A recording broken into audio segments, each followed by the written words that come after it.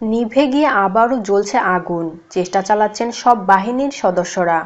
বনানীর FR টাওয়ারে লাগা আগুন এখনও পুরোপুরি নিয়ন্ত্রণে আসেনি। মাঝে একবার আগুন নিভে যাওয়ার পর কিছুক্ষণ আগে আবারও ভবনের ৯-১০ তলায় আগুনের শিখার দেখা মিলেছে। এছাড়াও পুরো ভবন জুড়েই কালো ধোঁয়া ছড়িয়ে পড়েছে। ইতোমধ্যে আগুন নিয়ন্ত্রণে ফায়ার সার্ভিসের পাশাপাশি পুলিশ, র্যাব, সেনাবাহিনী, নৌবাহিনী, বিমান বাহিনী ছাড়াও অন্যান্য বেসরকারি এজেন্সিগুলোও যোগ দিয়েছে।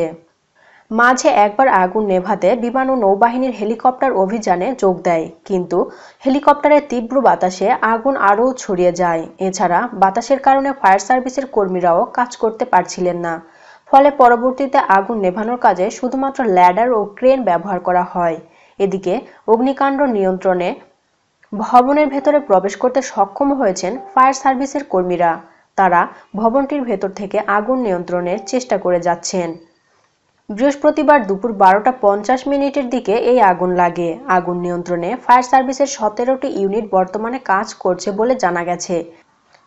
ভবনটির ভেতরে অনেক মানুষ আটকা পড়েছে বলে জানিয়েছেন প্রত্যক্ষদর্শীরা, এবং ইতোমধ্যে অনেক মানুষকে মৃত এবং অনেক মানুষকে আহত অবস্থায় হাসপাতালে নেওয়া হচ্ছে।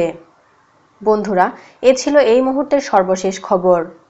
পরবর্তী আপডেট খবর পেতে আমাদের চ্যানেলটি সাবস্ক্রাইব করে পাশে রাখা বেল বাটনটি অন রাখুন। এতক্ষণ সাথে থাকার জন্য ধন্যবাদ।